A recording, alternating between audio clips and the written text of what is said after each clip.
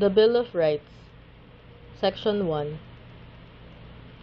No person shall be deprived of life, liberty, or property without due process of law, nor shall any person be denied the equal protection of the laws. Section 2. The right of the people to be secure in their persons, houses, papers, and effects against unreasonable searches and seizures of whatever nature, and for any purpose shall be inviolable, and no search warrant or warrant of arrest shall issue except upon probable cause, to be determined personally by the judge after examination under oath and affirmation of the complainant and the witnesses he may produce, and particularly describing the place to be searched and the persons or things to be seized. Section 3. 1. The privacy of communication and correspondence shall be inviolable, except upon lawful order of the court, or when public safety or order requires otherwise, as prescribed by law. 2. Any evidence obtained in violation of this or the preceding section shall be inadmissible for any purpose in any proceeding. Section 4. No law shall be passed abridging the freedom of speech, of expression, or of the press, or the right of the people peaceably to assemble and petition the government for redress of grievances. Section 5. No law shall be made respecting an establishment of religion, or prohibiting the free exercise thereof. The free exercise and enjoyment of religious profession and worship, without discrimination or preference, shall forever be allowed. No religious test shall be required for the exercise of civil or political rights. Section 6. The liberty of abode and of changing the same within the limits prescribed by law shall not be impaired except upon lawful order of the court. Neither shall the right to travel be impaired except in the interest of national security, public safety, or public health, as may be provided by law. Section 7. The right of the people to information on matters of public concern shall be recognized.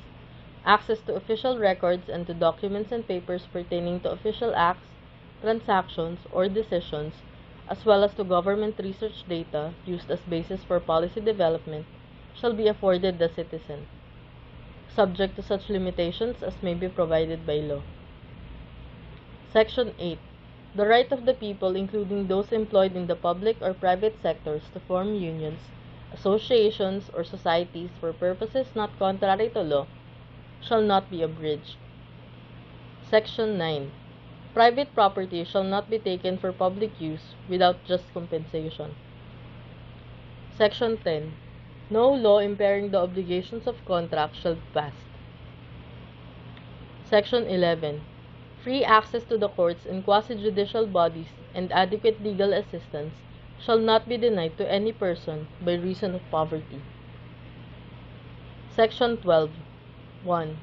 Any person under investigation for the commission of an offense shall have the right to be informed of his right to remain silent and to have competent and independent counsel, preferably of his own choice. If the person cannot afford the services of counsel, he must be provided with one. These rights cannot be waived except in writing and in the presence of counsel. 2. No torture, force, violence, threat, intimidation, or any other means which vitiate the free will shall be used against him. Secret detention places, solitary, incommunicado, or other similar forms of detention are prohibited. 3. Any confession or admission obtained in violation of this or Section 17 hereof shall be inadmissible in evidence against him. 4. The law shall provide for penal and civil sanctions for violations of the section, as well as compensation to and rehabilitation of victims of torture or similar practices and their families. Section 13. All persons except those charged with offenses punishable by reclusion perpetua, when evidence of guilt is strong, shall before conviction be bailable by sufficient sureties, or be released on recognizance as may be provided by law. The right to bail shall not be impaired even when the privilege of writ of habeas corpus is suspended. Excessive bail shall not be required. Section 14. 1. No person shall be held to answer for a criminal offense without due process of law. 2. In all criminal prosecutions, the accused shall be presumed innocent until the contrary is proved, and shall enjoy the right to be heard by himself and counsel, to be informed of the nature and cause of the accusation against him, to have a speedy, impartial, and public trial, to meet the witnesses face to face, and to have compulsory process to secure the attendance of witnesses and the production of evidence in his behalf. However, after arraignment, trial may proceed notwithstanding the absence of the accused, provided that he has been duly notified and his failure to appear is unjustifiable. Section 15. The privilege of the writ of habeas corpus shall not be suspended except in cases of invasion or rebellion when the public safety requires it. Section 16.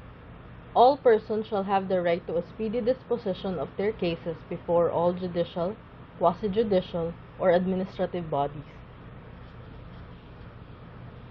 Section 17.